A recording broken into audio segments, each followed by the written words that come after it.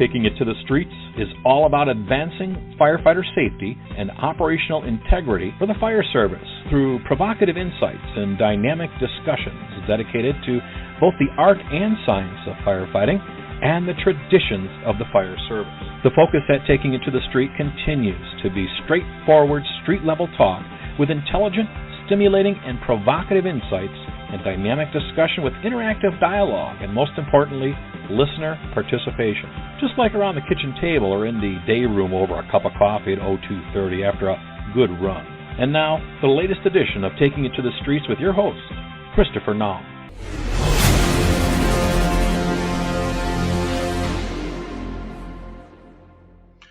Welcome to this edition of the Buildings on Fire's podcast series.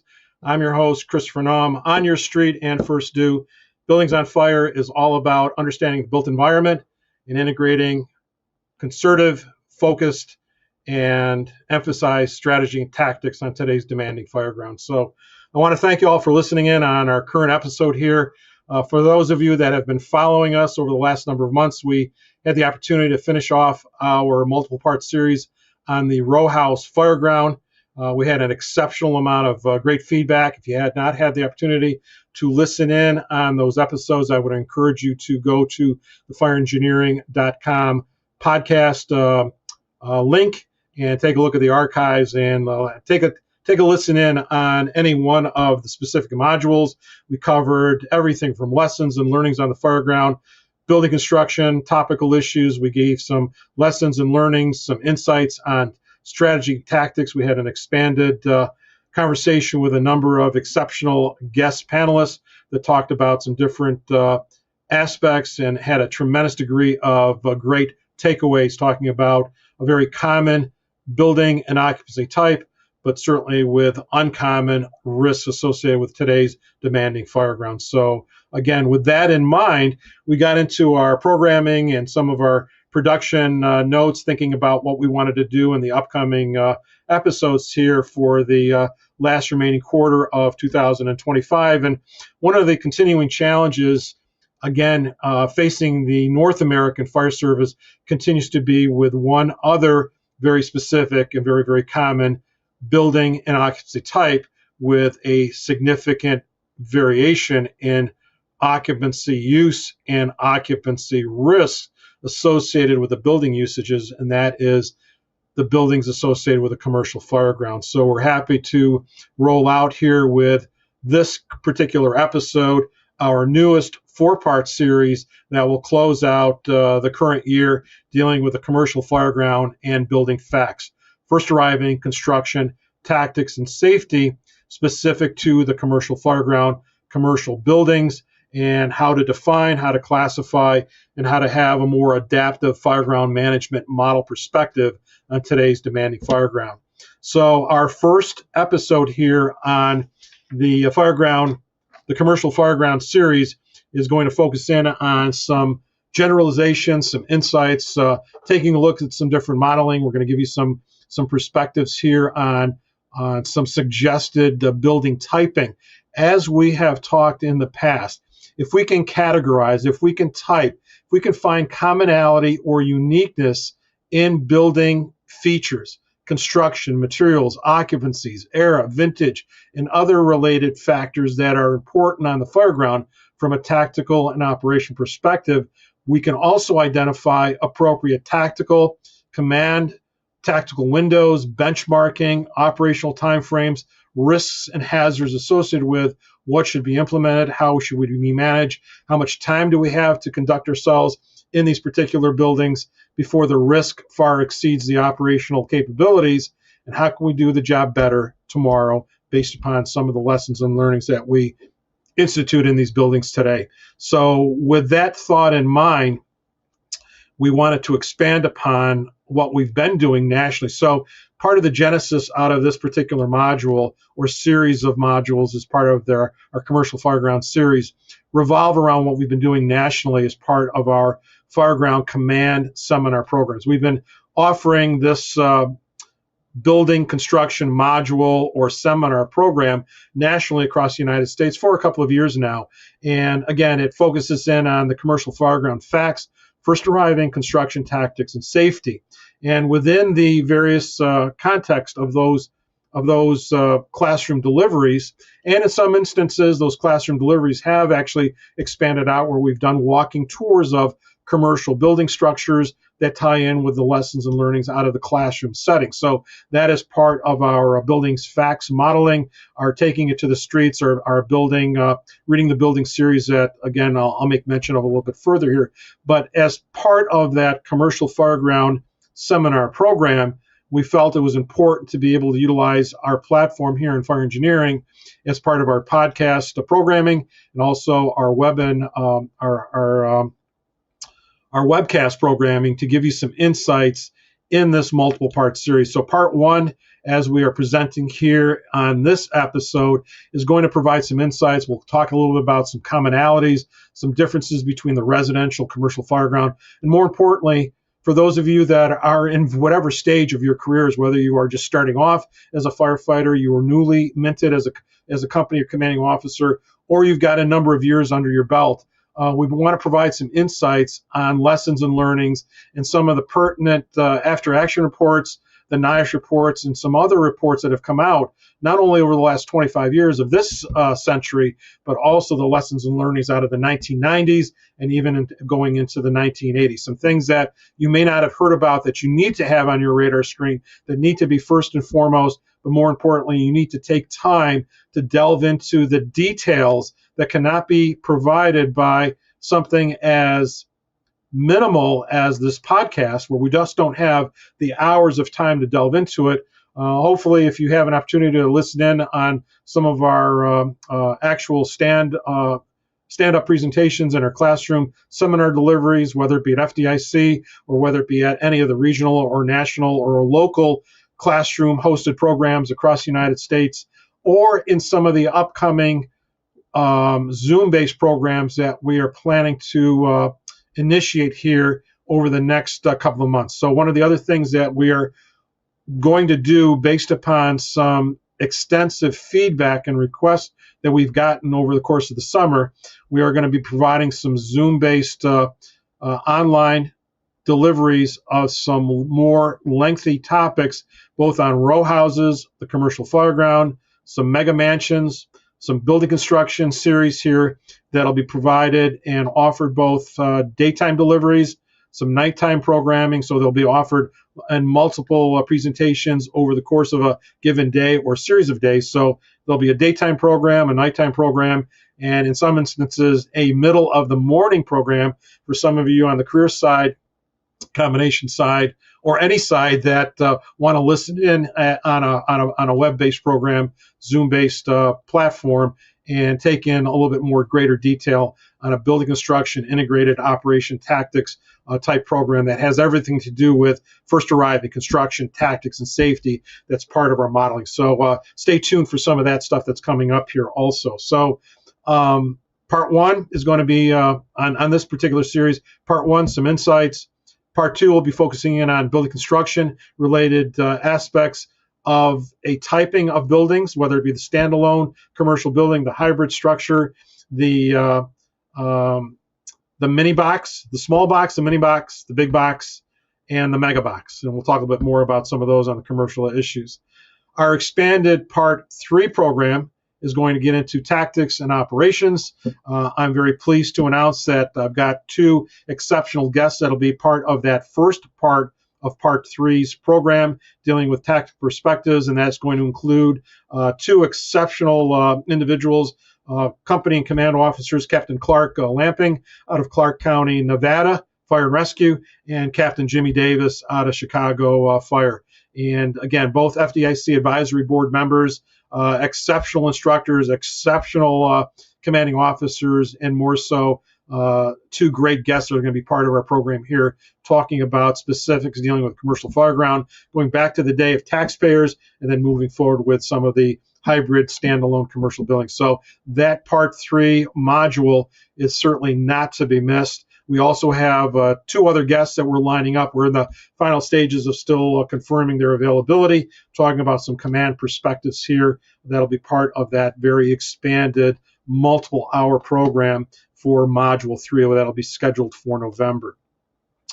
Part 4 is going to be a very, certainly a must listen to program where we're going to be talking about challenges and having a conversation that has not been had on today's training circuit, whether it be on the podcast, webcasts, webinars, or certainly in the lecture circuit, talking about some of the challenges and suggested gaps that are present dealing with the classification of Class A roofing, especially with synthetic membrane systems and assemblies that have become very, very common across the commercial building landscape, both in terms of the specification of these membrane systems, especially and in particular dealing with the Class A rating, the fire rating of these buildings, and some of the challenges and suggested gaps that we are potentially identifying regarding the types of material,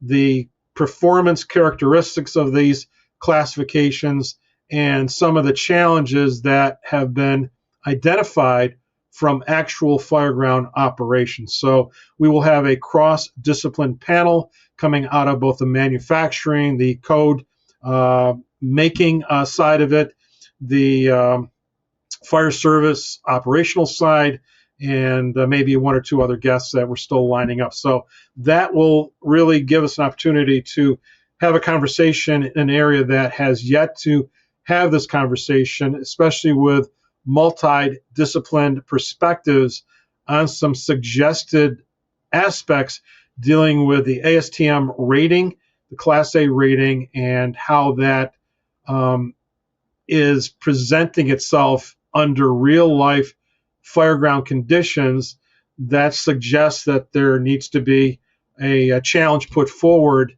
to the industry about perceived or actual or suggested gaps that may be out there. So that'll finish out our 4-part series. And again, I really encourage you to listen in as we present these presentations, or certainly make a point to download the episodes over the course of the next couple of months here on a very important topical area. So again, I encourage you to listen in on that. So before we get into the nuts and bolts of our Part 4 program, I just want to quickly talk a little bit about a couple of other things upcoming. And again, the reason I'm providing some time for this is that many of you, our listeners, have asked directly to me to provide some insights on a couple of things. So one of the things that we're getting a lot of feedback on is our Reading the Buildings Size Up programming. We've talked about it. We had a multiple-part series earlier here in 2025, January, February, and March. We talked about first arriving construction tactics and safety. We talked about our Reading the Buildings programming, especially our programs that we do out in the field where we take the classroom out and actually do walking tours of your first due areas, whether it be your main streets, whether you have your hybrid types of structures, but really taking the classroom, talking about building construction in the actual physical environment. So our Reading the Buildings series programs, we've got a couple of these things that we have set up that we'll be presenting the dates for upcoming here in the next couple of days as we roll them out in the beginning of October. Some of you have expressed an interest on how do I bring these programs, these Reading the Building tours and classes directly to your communities, either as a hosted or sponsored or standalone program. So DM me, please, directly. If you're interested in hosting the program, we have a variety of different opportunities and programming set up. Again, whether it be something as simple as a dedicated 4-hour type classroom and then getting out into the street walking tour, something specific to command and company officers, a hosted program, multiple days for various shifts, groups, and divisions, specific to, again, across the board, command and company officers, firefighters, specific companies for particular areas. Again, daytime, nighttime, weekend, career, volunteer, metro. We have a variety of different hosting capabilities. So DM me. We have some things coming up here that have some availability in this last quarter, but also more importantly, if you're looking at do a programming in 2026, the dates are filling up. Please reach out to us and we'll talk about how to bring these programs to your particular locale. And lastly, again, we've got backed by popular demand. A couple of dates lining up here for our New York City walking tours. So again, these are full-day walking tours starting off at Midtown, ending up down in Lower Manhattan, taking a look at a whole variety of building construction, but spending the day in the streets of New York City, learning about construction, taking a look at a whole variety of different examples, getting into some buildings. And we are very pleased to also report that and announce that we're going to have a cohort program that's going to be very, very unique that's rolling out in the beginning of 2026. So stand by for that as it comes up here. So as I just to get myself cued in here. So again, our first module, our first program here is focusing in on the commercial fireground. And I want to, again, make mention of a couple of things. We're going to cover a couple of different areas. I've got a few notes here I'm popping up here, and I want to make certain that we cover the basis here as part of our conversation. And again, this conversation is more than a couple of 144 characters. It's more than just a couple of seconds of sound bites. Again, we have environmental factors dealing with the built environment that continues to challenge us in so many different ways. And we certainly cannot cover all of the bases here in the limited time frame that we may have as part of our podcast. But the whole emphasis here is to provide some insights, some sound bites that will resonate for you to seek out more information, whether it be through our particular platform or many of the other great content that's available on fireengineering.com, through many of the other exceptional colleagues of instructors and podcasters, and information that you're going to find on fireengineering.com, through the Training Academy on Fire Engineering, and through many of the other resources available on fireengineering.com. So I would encourage you to utilize us as that springboard to continue this conversation in, again, on demanding fireground that is out there in so many different ways. And again, if you're going to command or tactically engage at a commercial structure fire, you better understand the building. There's limited margin for error on today's demanding fireground, and errors and emissions are unforgiving. And it goes without saying, as we constantly end up saying on our program, and certainly within our other series, the whole aspect of building construction, it's as fundamental to structural firefighting as water is to fire suppression. And as we focus in on this particular building and occupancy type, we are going to, again, provide a variety of different insights here that go well beyond just stretching and operating in a building that you possibly may have no knowledge of, or insights that certainly may potentially place you in a derelict and high-risk condition, both for yourself and your companies, at a higher level of risk than what may be available. Some of these influencing factors here, and I want to make mention of two other very important insights that, as I start getting into some of the reports and other aspects here, that should be on your radar screen here as we start delving into trends and case studies and other items. I would encourage you to take a look at two other documents here as we get into the conversation. The first one is through Underwriters Laboratory, and that one is the exploratory analysis of the impact of ventilation on strip mall fires. This was a tech report that was issued in April of 2020. If you take a look at and go to the Underwriters Laboratory pages and link, you'll be able to download that. And again, with any of the content that we're going to be talking about here in our program, if for some reason you are not able to access any of these particular reports or documents that we are referencing, please reach out to me, DM me, email me, get a hold of me online, send me a text message. Both my email address, cell phone numbers, and other points of contact are available online. Please reach out through any of our social media pages or directly, and I will see what I can do to get some of this material into your hands.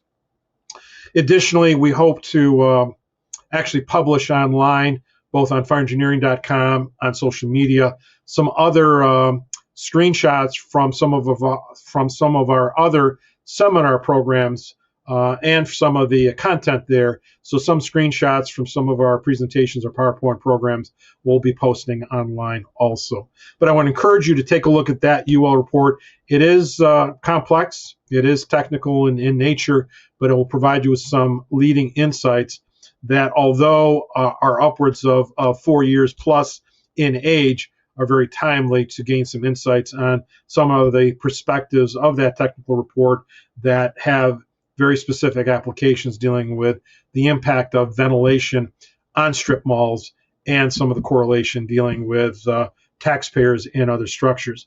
The other document that many of you may never have heard about that I would encourage you to go to the NFPA.org and take a look at the access to that document, and that is the NFPA 1700 Guide for Structural Firefighting. This was issued during COVID in 2021. It is up for renewal and revision in the upcoming cycle. Actually, the closing date just passed for some of the comment period, but if you go to the NFPA.org, go to the NFPA 1700 Guide document, and then go under the new edition, it'll give you a very extensive listing of upcoming targeted dates to get into the comment cycle as it's ready to get into the revision process here for issuance in 2026. So NFPA 1700 Guide for Structural Firefighting. I encourage you to look at that document and see how that correlates to our conversation here. Some of the impacts, when we talk about the built environment, we talk about building construction, fireground operations, those three related areas, some insights coming out of research, the influencing factors. We talk about structural integrity, we talk about compartment performance, time considerations, and firefighting impacts. Those four specifics have everything to do with everything on all of today's fireground and building types. But again, we're going to talk a little bit more about these four correlating factors here related to structural integrity, compartment performance. When we talk about commercial compartment performance, recognize that the footprint of the commercial buildings typically has large square footages, large volumes, in many instances, non-compartmentized spaces that in that self lend themselves to specific time considerations, firefighting impacts, and more importantly, structural integrity impacts. We talk about the benchmarking and the tactical windows. We do not have the same type of benchmark and tactical windows in structural integrity that one would find in compartmentized residential structures. So that in itself, footprint, volume, square footages, and then when we include methods and materials of construction, the complexity of the buildings, the footprint and the occupancy risks, the building compartment performance characteristics, the methods and the materials, the engineered structural systems, the hybrid construction that come into play, the fire and the occupancy loads, the operability or lack of operability or presence of fixed protective systems, and again, the impact on firefighting, tactical mobility, and engagement. And again, these are part of the conversations that we're going to have dealing with the commercial fireground. The built environment continues to develop faster with greater complexity, with greater hazards and greater risks to firefighting than tactical models are providing for. And that is a common theme and conversation that we continue to have on all of our episodes. The built environment continues to develop at such a fast rate. And then when we couple into that methods and the materials of construction, how these buildings are being built, the materials that are being introduced in the building, the hybrid structures, the renovations in older buildings that combine both old and new construction in a way that is significantly impacted and influenced by fire behavior on today's fireground. And these are part of the conversations. The small commercial building, again, becomes a very demanding fireground because typically the small footprint commercial building normally correlates back to, and I'll just leave that sort of significant pause out there, normally is associated with residential tactics. And that in itself becomes part of the problem because we do not correlate the significant differences in terms of occupancy and building risks with a smaller type of commercial building in terms of its occupancy classification, the different types of codes that go into the building, the manner in which that building is going to perform, and how vastly different it may be from a similar sized footprint residential building. And again, there are significant differences that we will talk about when we talk about building reads, size up, but it has everything to do with volume, square footages, construction, material, protective systems, code applications, occupancy loads, fire loads within the buildings, tactile mobility, air management, and the opportunity for us to become disoriented and separated, or in some instances overwhelmed by the volume and the progression of fire within these types of buildings. We have to develop a different type of mindset. I will say this, as I have in other programs, we have to have a much more adaptive fireground management model that falls into place within our commercial building. We have to have some refinement in our initial size up and assessment. We have to develop things onto which our naturalistic decision making or our recognition prime decision making, those things that we have learned on a different building type fireground, can either be aligned with or very early identified as being very much different than the residential fireground or other types of conditions. So part of our conversation, especially in our other modules that we're going to get into, is going to specifically revolve around how do we classify our buildings, something as simple as our taxpayers, to that standalone commercial building that has a very specific era and vintage on which it was constructed, or the variations of renovations and conversions that may have taken place as tenant spaces change, as they come and go, as different tenants go in and out of a particular building. How does that in itself end up changing the risk matrix that on the outside it looks like a type 3 or class 3 or type 2 not protected commercial building of a particular square footage and size? We show up, we stretch our lines, we throw ladders, we go to work, and we have significant challenges that may come about that allow us to recognize them before the bad things happen, or unfortunately the bad things present themselves in an untimely fashion. We are not recognizing them proactively before they occur, and suddenly we now have very much undesirable events that are challenging the operation, the integrity, and the safety of our company. So we certainly need to weigh that in. We need to understand the predictability of performance. We need to develop a cognitive read and recognition. We have to have comprehension in both the visual indicators and other factors that have everything to do with the construction, with the related risks, the pre-incident intel that we are hopefully gathering prior to arriving on scene, and the ability to have methodologies and processes and models, have adaptiveness to go to work and do what's necessary to protect lives. And in some instances, that occupancy load is going to be significant based upon the time of day, time of year, holiday features, or other aspects that may have zero occupancy loads or may have a significant occupancy load, and hopefully safe areas of refuge where individuals may be able to be found.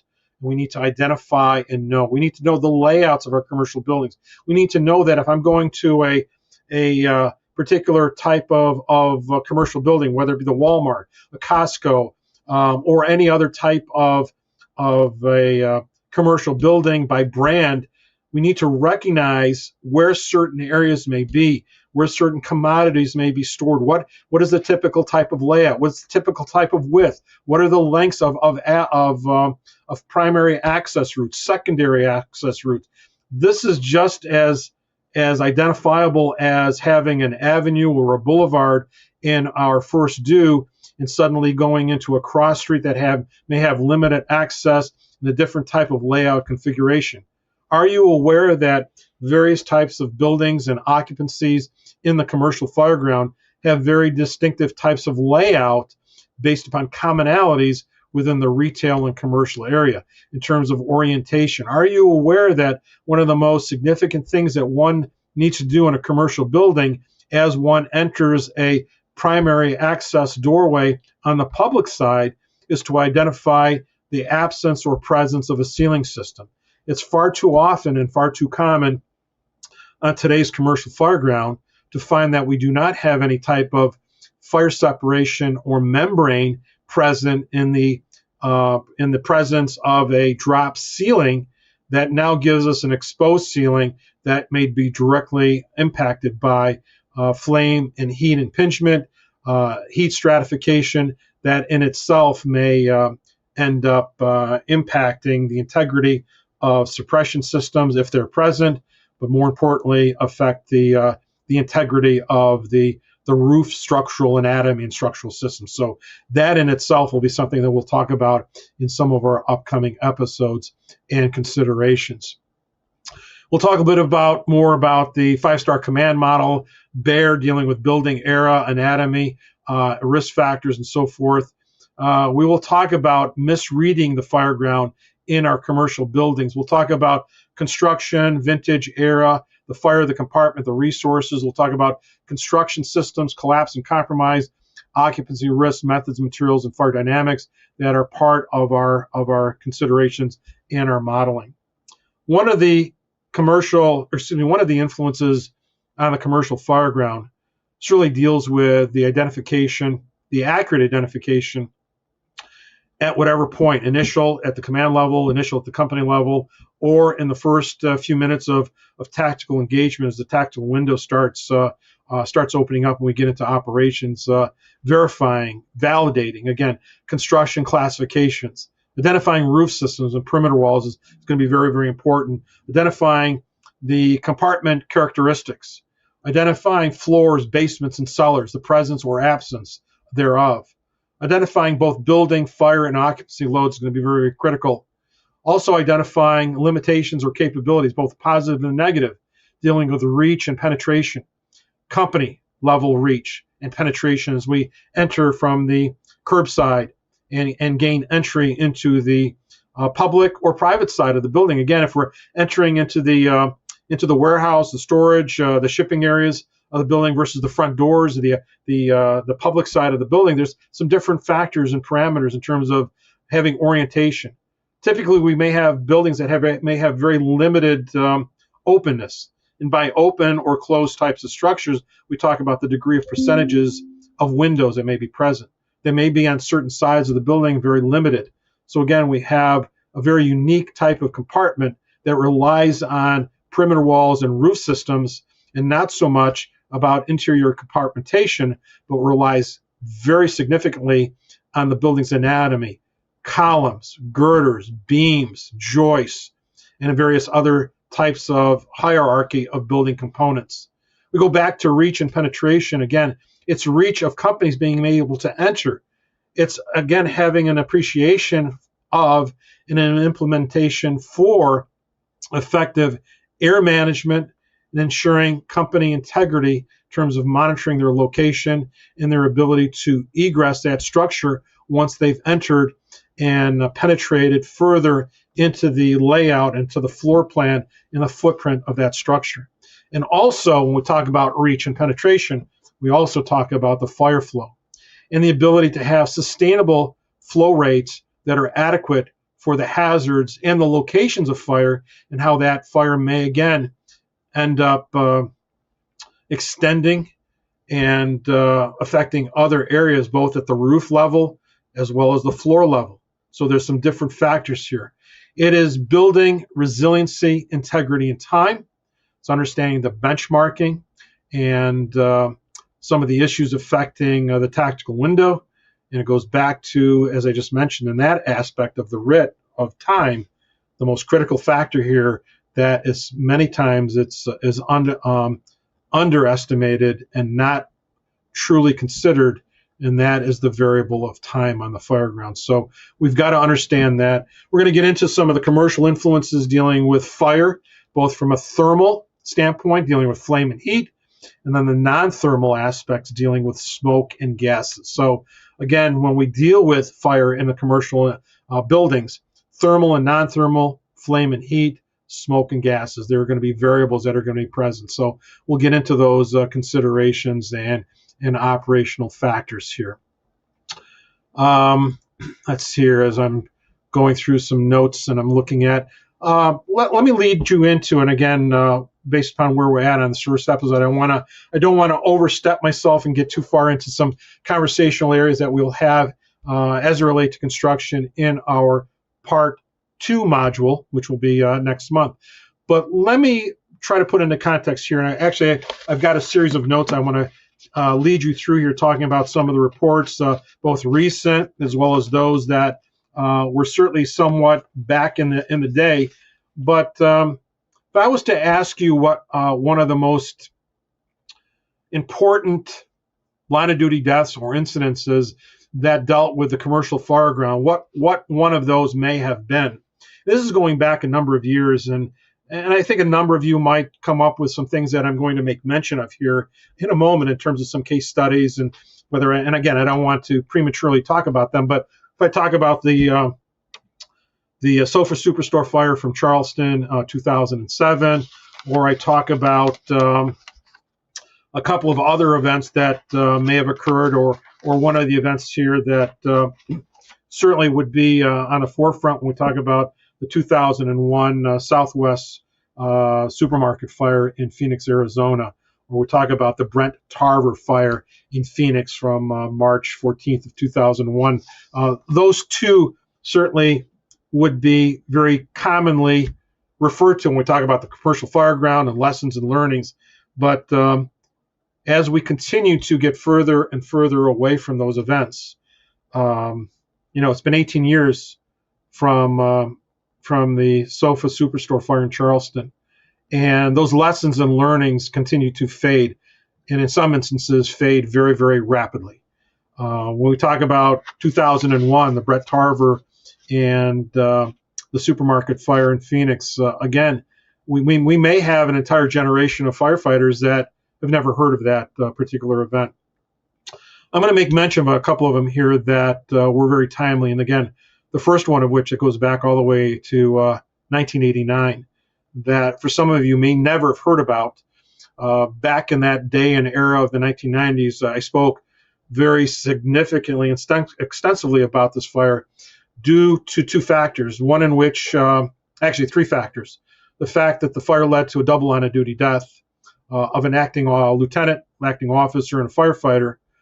Secondly, that it dealt with a commercial building that also had a fire in a method and material which was becoming very commonplace, and that was lightweight parallel cord construction or lightweight wood framing construction, in which the roofing system in this particular commercial building had a complex multiple tiered series of trusses that were gusset plated, that were common to the era and common to the area in which it was built. And again, there was quite a few conversations occurring, but this was one of the most earliest lightweight engineered wood systems in a commercial building, of which a commercial fire occurred that resulted in a double line of duty death. And this was the Sunrise Gifts Store fire that occurred on February 24th, 1989 in Orange County, Florida. And if any of you have gotten off of Interstate 4 to go to Disney Springs, or what used to be called downtown Disney, or especially to get off the interstate, make a quick right-hand turn, get off the road there, and then make a quick left-hand turn to go down to the original Parkway area of the Disney hotels that would take you to downtown Disney. Just one block up from that intersection on Palm Parkway was the Sunrise Gift Store. And on the early morning hours on the day of February 24th, a fire ends up being called in. Or actually, I shouldn't say this. A report of a smoke odor was called in. Single unit response of an engine company responded for a smoke odor. And a fire had been burning undetected in a concealed area of that roof system. And as the company was undertaking the investigation, very rapid changes in fire conditions within the compartment became present. A backdraft occurs, and resulting in the entrapment of 2 firefighters and the need to call in additional resources by the 3rd firefighter that was part of that 3-person staffed company, that ultimately led to a multiple alarm fire that ultimately led to the double line of duty deaths of acting Lieutenant Todd Aldridge and firefighter paramedic Mark Benge. That event in 1989 actually led to, in the state of Florida, to the placarding and marking system that still exists today. If you go to Florida, take a look at any type of commercial building, and you will see near the entryway a Maltese cross that will indicate the roofing and/or floor system in the presence of lightweight construction. So 1989 was one of the first occurrences that, again, eventually led to the law occurring in 2009 with the Aldridge-Benge Firefighter Safety Act, which placed emblems at the entryway that identified lightweight or light frame construction for floor, roofs, or floor and or roof systems. One of the other events that occurred early in the 1990s, which was certainly very much talked about, and again, we talk about lessons and learnings, that also led to the initiation of a placarding system, and this occurred in the auto parts store fire on March 18th of 1996, in which, again, an acting lieutenant, Frank Young, and firefighter specialist John Hudgens both lost their lives, double line of duty death, in a auto parts store. Again, both similarly to the Florida event.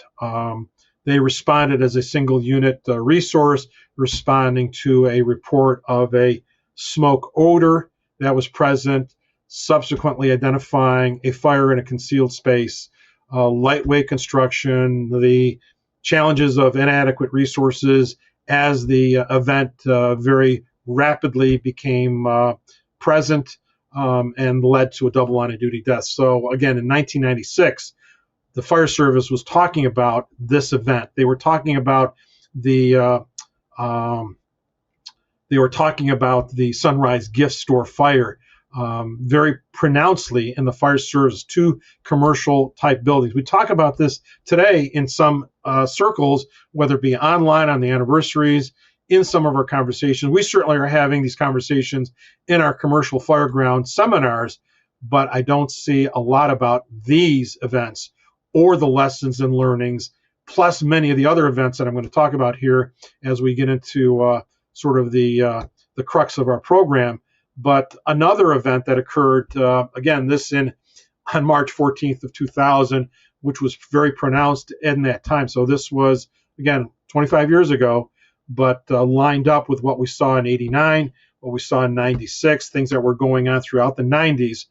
But the McDonald's restaurant fire on March 14th of 2000 in Houston, Texas, in which a fire originated in a closed, unoccupied restaurant occupancy, in which the sequence of events resulted in the line of duty death of 2 firefighters, firefighter Lewis Evans Mayo III and firefighter Kimberly Ann Smith, who lost their lives during the conduct of operations. Again, we started learning more about restaurant fires, commercial, hybrid construction, concealed spaces, rooftop units, benchmarking, tactical windows, sizing up, and on we go from there. So we fast forward from 2000, we fast forward to the Sofa Superstore fire in Charleston, South Carolina, June 17th of 2007. 9 line of duty deaths occurred 18 years ago. 3 reports that came out, 51,000 square foot commercial building, class 2, significant renovations. I would encourage you to, again, this event, if you're not familiar with it, shame on your leadership If you're new to the fire service, you should have heard about this at some point in your probationary period, or certainly in recruit school, going through the academies. And if not, my question is, why not? But certainly one of the most pronounced and certainly one of the most significant events in our generation of the fire service was the Sofa Superstore fire that occurred in Charleston, South Carolina. 3 reports: the NIOSH report F 2007-18, the NIST report, and the Routley report. 3 reports, some of which have multiple volumes to them. If you've never put your hands on any of the reports, certainly at a minimum, the NIOSH report is required reading.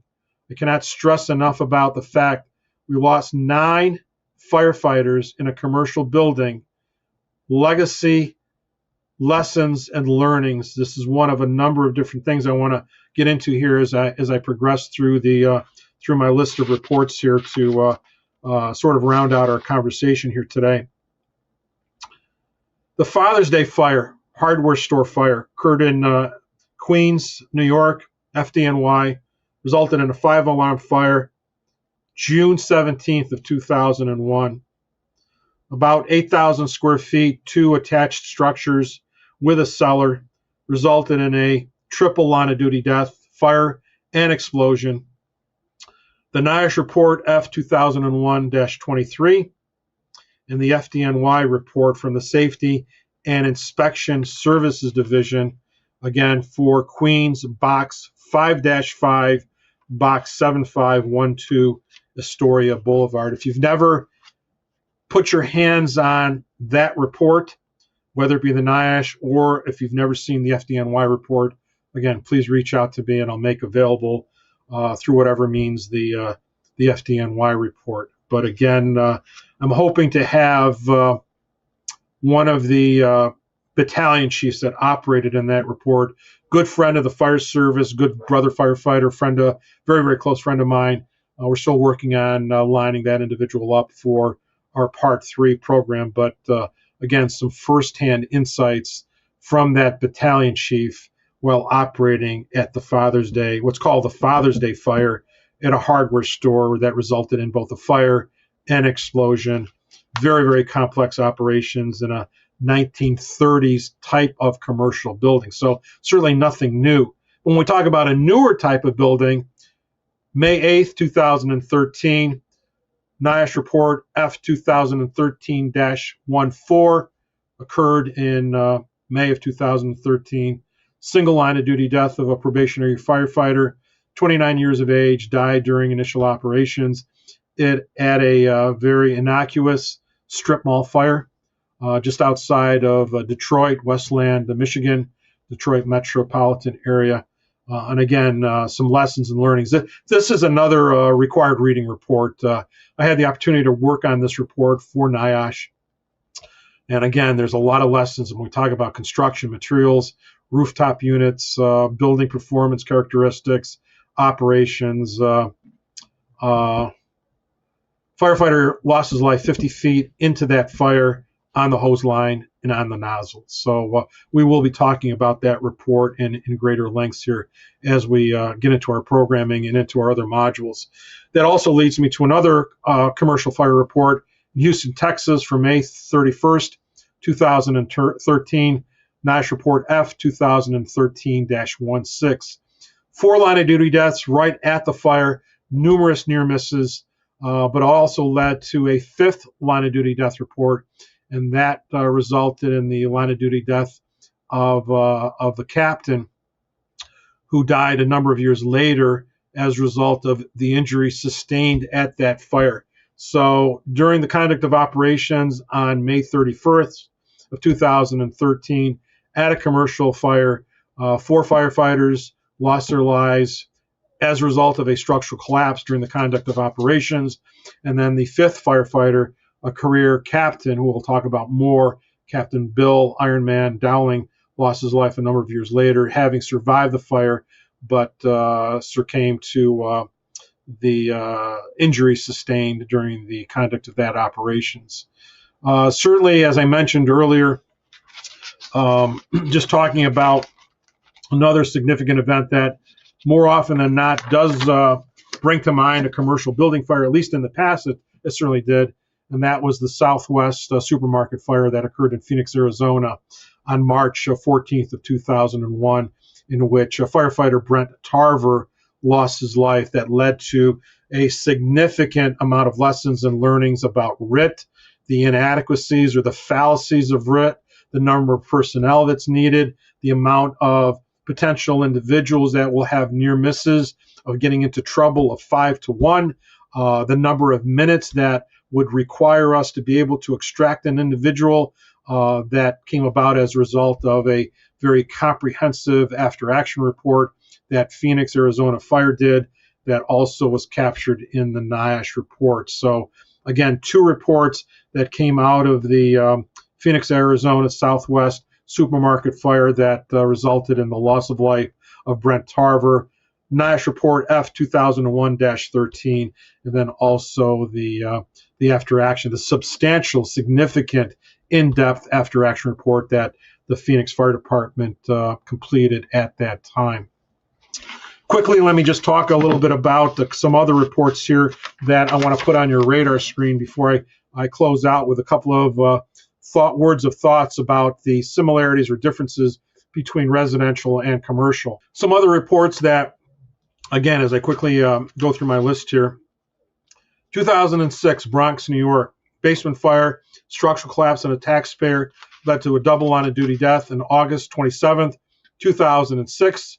One-story, Class 3, non-fireproof structure, taxpayer fire occurs in the middle of the day, led to a double line of duty death. F 2006-27 is a NIOSH report. 2009, Buffalo, New York, double line of duty death, fire that occurs in a basement area of a mixed occupancy building of type 3 construction. August 24th, 2009, double line of duty death in a building of approximately 2,500 square feet. 2017, a commercial strip mall fire. This occurred in Texas. 2 reports, both the Texas Fire Marshal's report.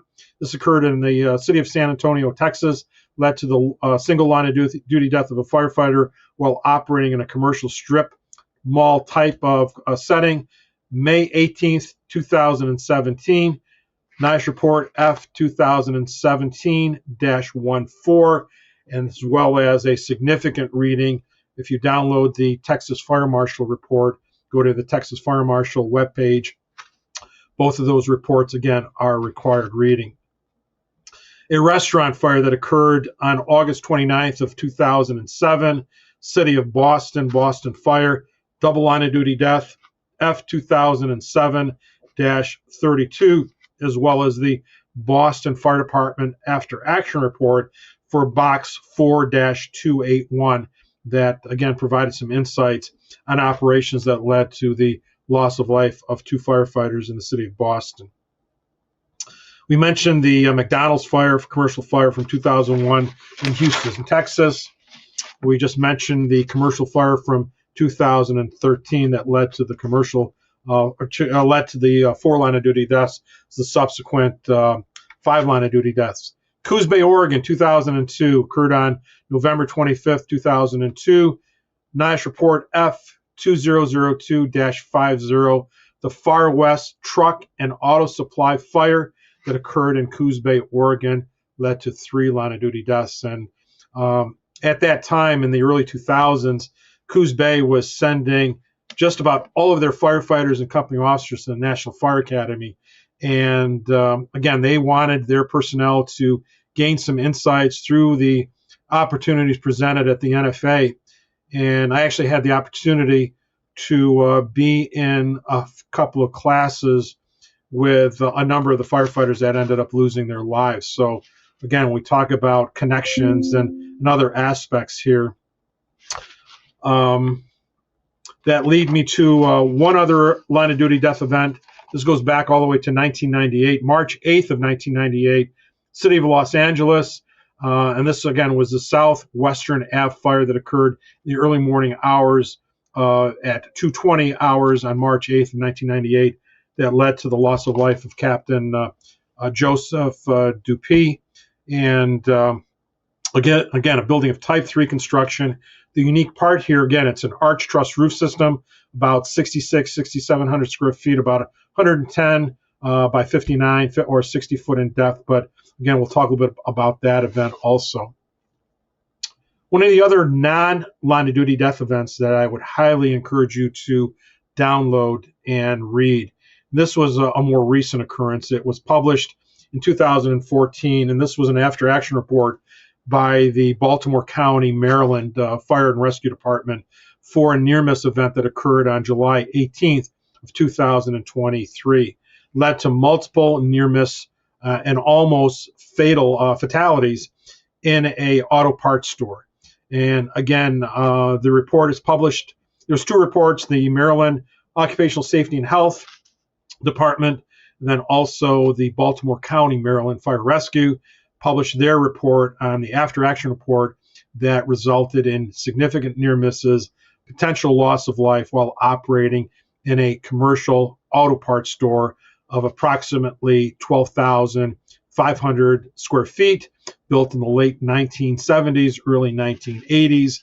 And again, type 2B construction, unprotected, non-sprinklered buildings. So we're going to be talking about these in greater details. We're going to be talking about the typing of our structures. We're going to talk about, as we proceed into our programming, how to classify our buildings, the standalone. We're going to take a look at era and vintage, so everything from the taxpayer all the way up to our current standalone, newest type of hybrid structures. We're going to talk about grouped buildings, strips, centers, the small box, the mini box, the big box, the mega box, and the mega centers. So it's much more than just talking about the taxpayer or that small standalone commercial building that are so significantly prominent in all of our areas. We're going to talk about the big box buildings that have evolved.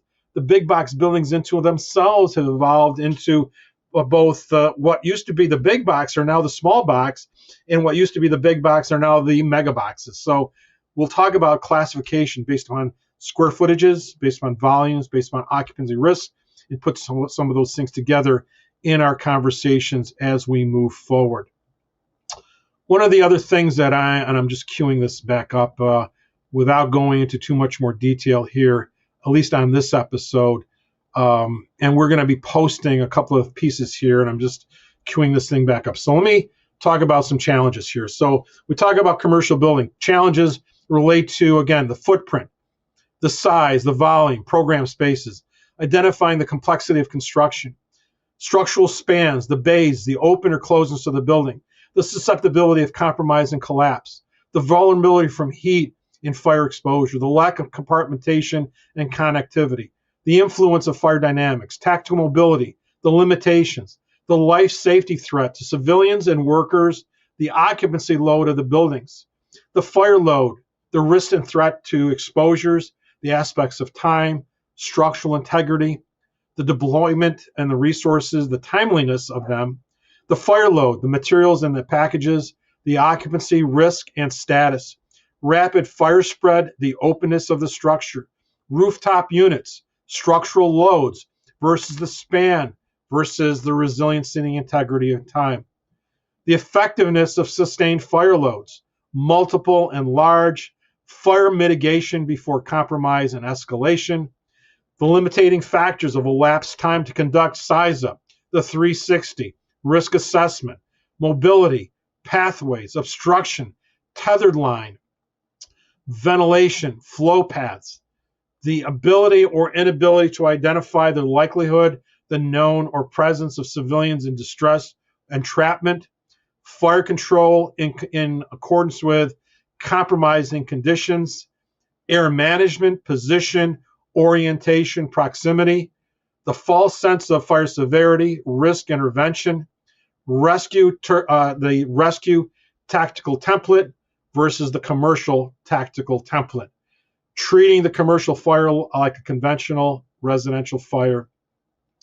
And again, mission critical, implementing aggressive tactical engagement, tempered by tactical patience, discipline, and managed with command resiliency, doing our job, saving the public without killing or maiming our personnel.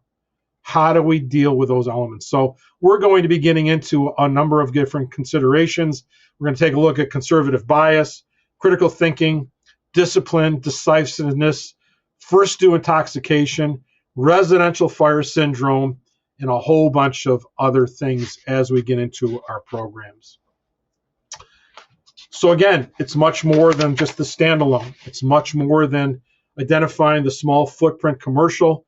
We'll focus in on the small footprint, but we're going to also get into, again, big box, mini box, small box, big box, mega box, and certainly the more complex nature of it as we get into our program here. So again, I'm just looking to see if I've got some other notes here that I wanted to cover before we close out our conversation on part one of our program.